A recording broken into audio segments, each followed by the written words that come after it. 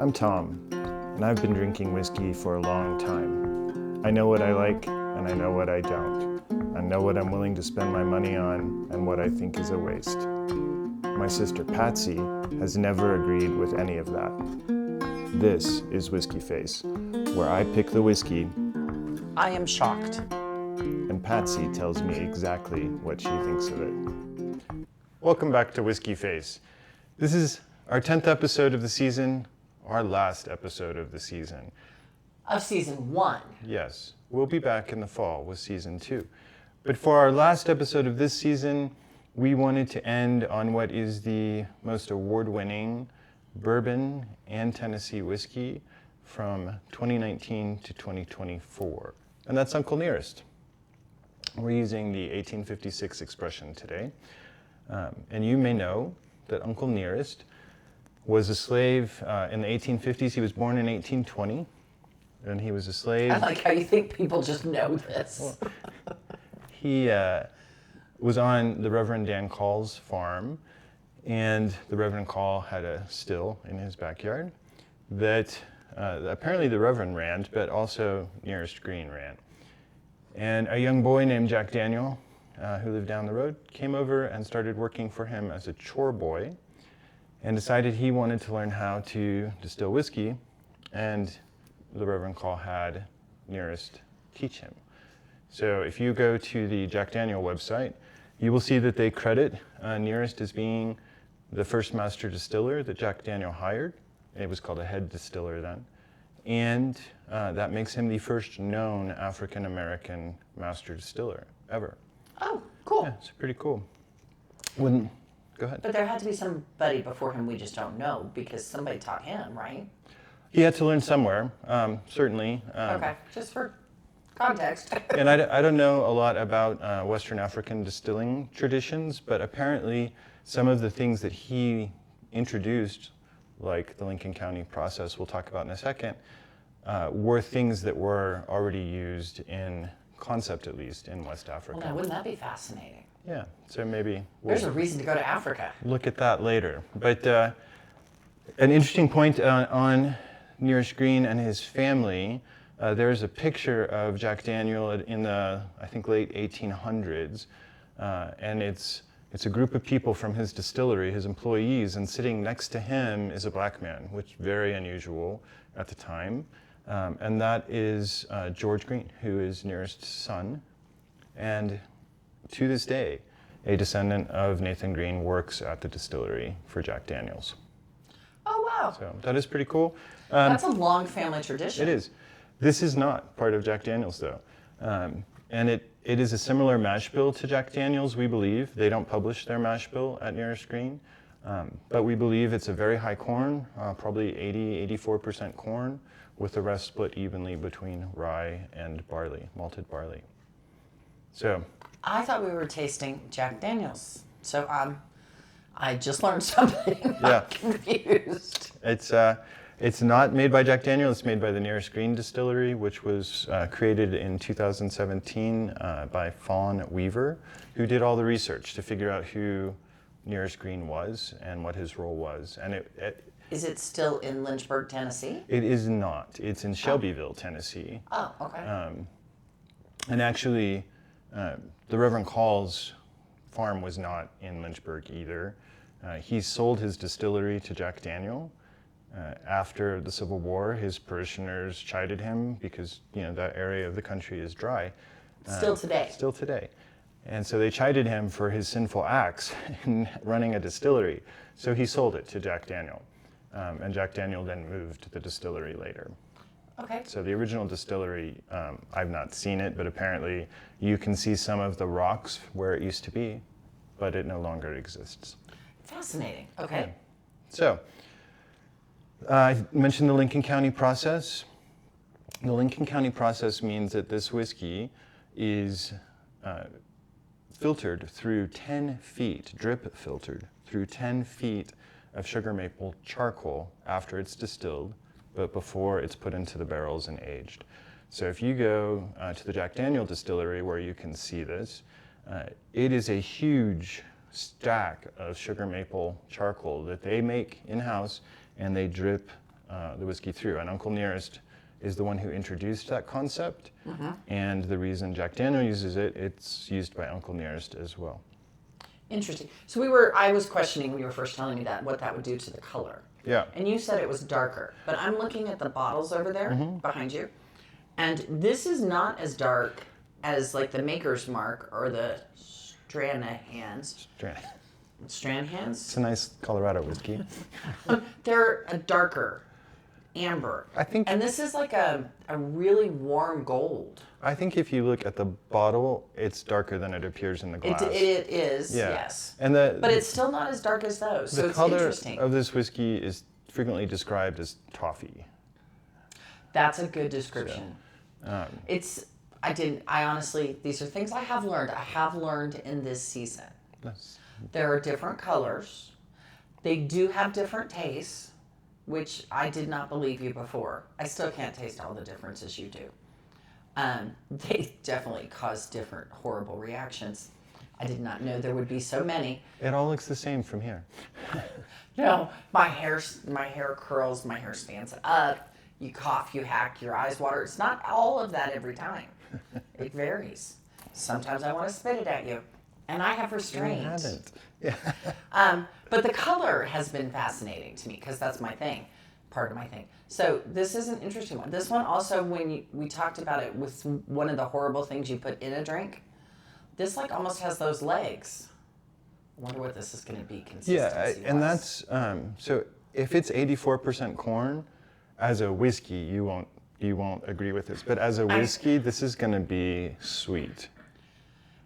And that's what you see the legs. It's you've totally caused me to have a headache because it's corn, it's bourbon, but you keep calling it whiskey. Now I understand bourbons are whiskeys. That's right. But they're a subcategory that we typically distinguish, but we're not. So, and I have splitting headache with that. There are a couple major Tennessee whiskeys, like George Dickel or... And I went to George Dickel. I didn't taste anything, but I looked at it. And she offered to buy me a bottle until she found out it was really expensive. And I can't. Well, no, I still would have bought it for you. But I couldn't carry it on the plane. That was a problem. That is a problem. And Jack Daniel, obviously. So Jack Daniel chose not to be called a bourbon because they wanted to be distinct in being a Tennessee whiskey because they have the Lincoln County process added on. So Jack Daniel is 80% corn and the rest rye and malted barley. So it qualifies as a bourbon in the way it's aged in its mash bill. Is it new barrels or old barrels? It's all new barrels, new charred American oak, just like a bourbon has to be. And that's why I said when I introduced the episode, this was the most awarded bourbon, or at least Uncle Nearest whiskeys were the most awarded bourbons from 2019 to 2024. Because don't whiskeys have to be in used barrels? No. No, I'm so confused. And we thought I was Because better. whiskey is the broad category, right? So But some whiskeys like Scotch are typically aged in used barrels. Wasn't that last one we tasted, the Jameson in old? Jameson is also aged in used barrels. Redbreast is aged in old barrels. Those But are they don't. Irish whiskeys. Do Irish whiskeys always have to be in old barrels? I'm not trying to sidetrack us, but I'm you are a confussed. lot. So, no. I mean, not by law, no, but they Okay. are typically. Okay, we'll move on because I'm splitting my head. My eye's going to go. So, important distinction though is that Tennessee whiskey has to be made in Tennessee, and it has to be made with the charcoal filtration. So that Lincoln County process is what distinguishes a Tennessee whiskey from a typical bourbon. Okay, so I had a question, one more.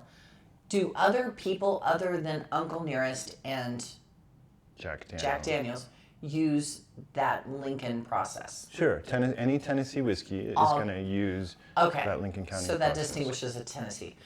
I'm kind of with you. Yeah. Okay, let's move on because it's going to just take too many details. So you mentioned you went to George Dickel. It is believed that George Dickel originally made this for Nearest Green Distillery because the distillery didn't snap into existence. So they have since 2021 moved whiskey production in-house, but originally this was a sourced whiskey, and you're probably still getting some reasonably because it's aged somewhere between 8 and 14 years. This is? Yes. Oh, and we do need to have you try George Dickel because according to Phyllis's neighbor, George Dickel is the very best. So, far better than Jack Daniels, he says. It's funny. So they never mention Jack Daniel on the Nearest Green website. Interesting. They say, for instance, that the Reverend Call sold his distillery to someone else, which he did, obviously. Interesting. But if you go to the Jack Daniel website, they mention that he's the one who bought it. But also on the Nearest Green website, when they make the distinction that they call it, I don't know if you'll see this, but it's not called a Tennessee whiskey here, it's called a premium whiskey. And they made that intentional choice because they felt that Tennessee whiskey was identified with an iconic mixer rather than a good whiskey. Because you think Jack Daniel's Old Number 7, people think like Jack and Coke. It's a mixer. I was on the right thing. Because that's the only thing I'm like, what do we have Jack Daniels with? So they do at least acknowledge that there are other premiums, and even I would say in making this the very subtle suggestion that they're talking about Jack Daniel, that Jack Daniel makes some premium whiskeys, and they do. But it's just interesting, they never mention them, but there's a lot of very subtle references in there to Jack Daniel if you know what you're looking at. Okay. So anyway, let's do some tasting. I will tell you on this one, I can't smell it from here. Like some of those first ones we did, I could smell them from here. I think it's a really... Ooh, it's almost fruity smell. Yeah, I was going to say fruity. Look how good I did. A little citrus, but definitely some like sweeter fruits in there too, which is probably the sweetness of the corn.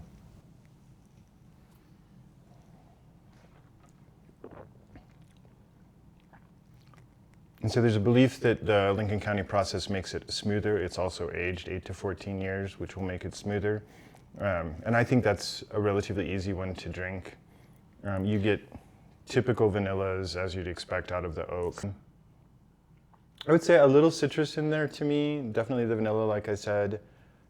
I like it. It's good. It is strong still. So let's go ahead.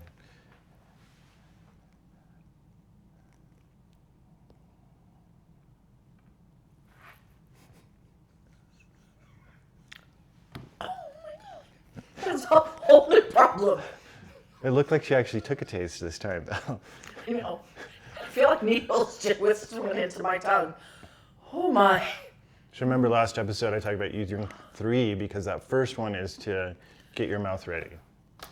Needles into my tongue. Get your mouth ready. That's. Oh my gosh. I have not had that sensation yet.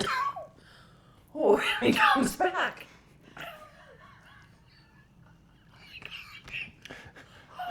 Okay, I'll try.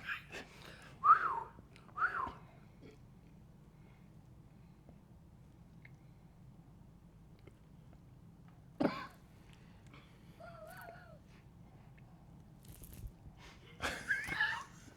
not sure what she's hitting there.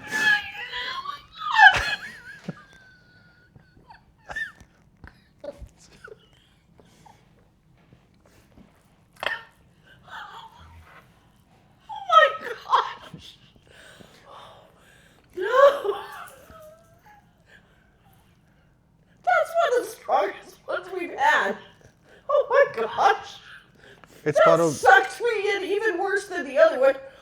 Oh. It's bottled at 100 proof, so it's 50% alcohol. Oh Lord Almighty!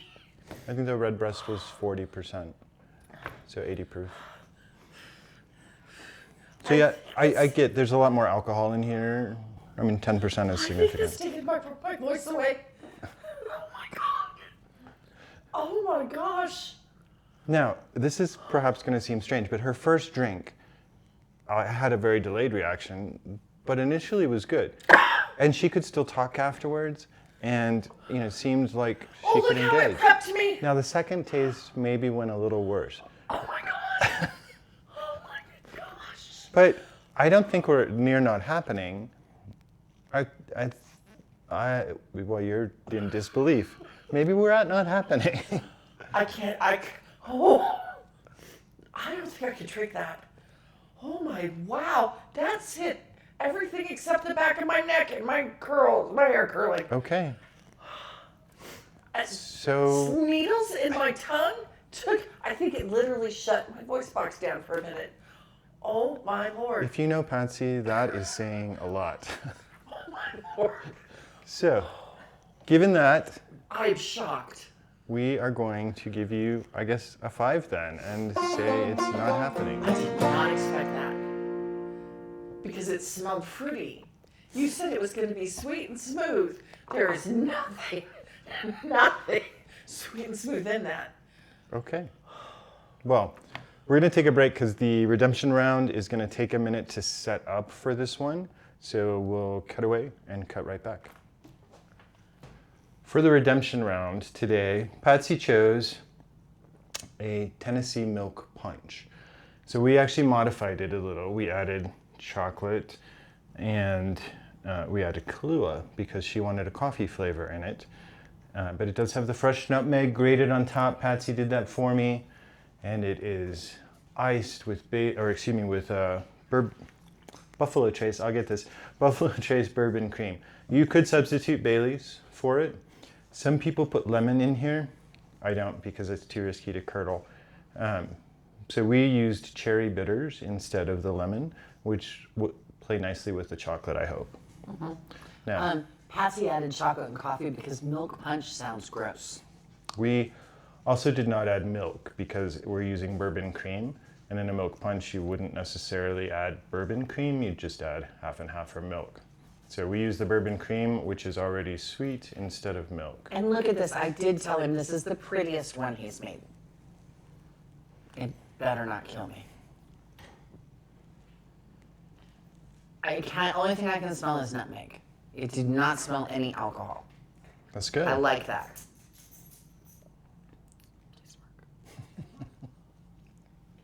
I think she just said a little prayer.